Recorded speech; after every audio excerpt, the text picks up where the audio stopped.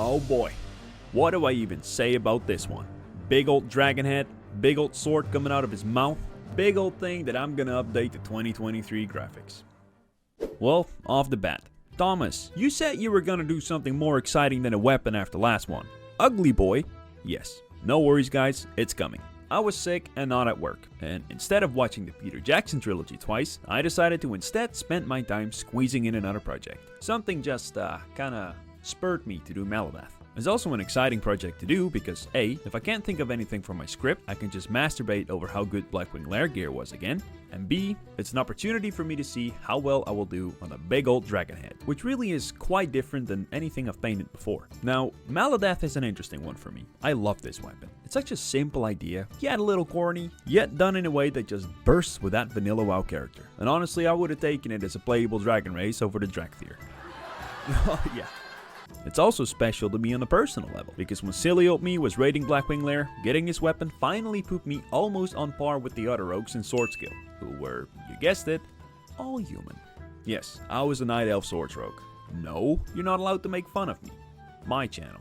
When time came around to do Maladath's pommel, my source material let me down. Indeed. I cannot say I had much to work with, nor can I tell you what you're really looking at, other than it looks like the shit that's stuck in my throat in the morning.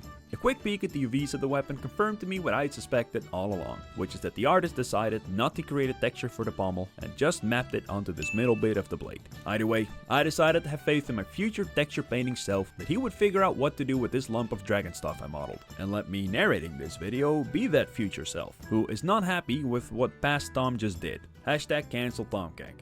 Like I said, this might be a weapon, but it's also a dragon head, which really makes it only one dragon body removed from being a dragon. And I have never made a dragon before, so I was excited to paint it.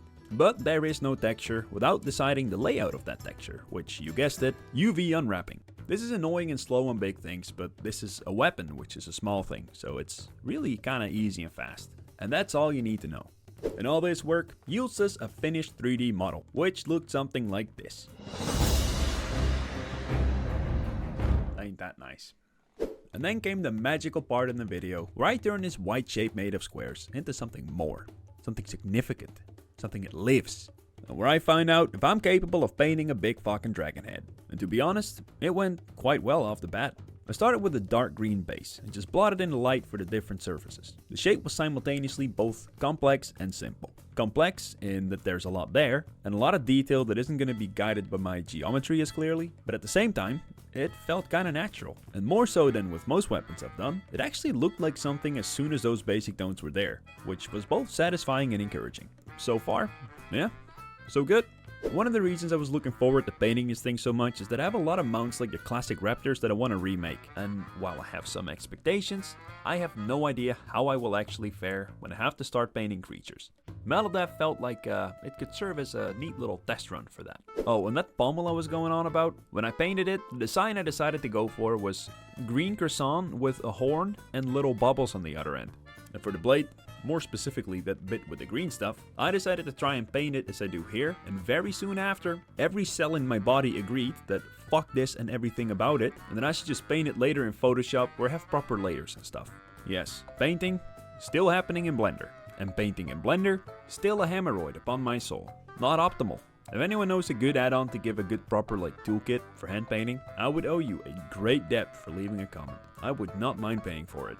When time came to texture the horns, I really wanted to get them accurate to the original. Maladath was one of those weapons in vanilla WoW that had detail in their design, but it just got lost in the 2006 texture resolution. When in game, you view these models from far away, so it all looks pretty damn good anyway. It won't bother you.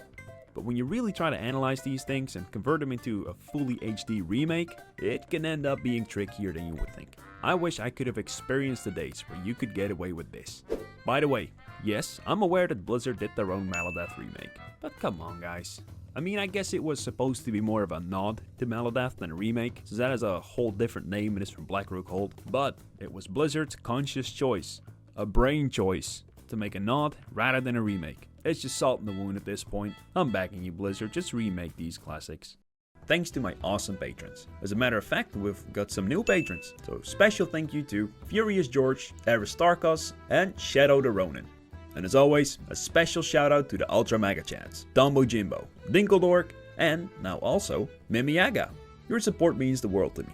Thank you.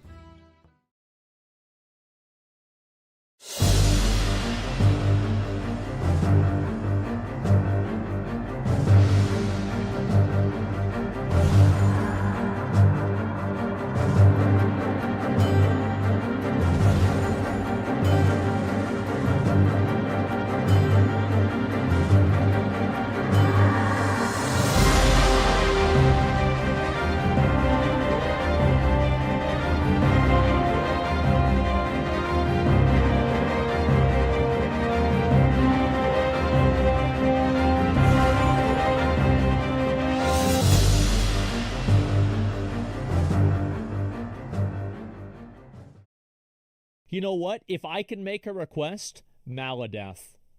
That is one of the coolest and most badass fucking weapons in the entire game.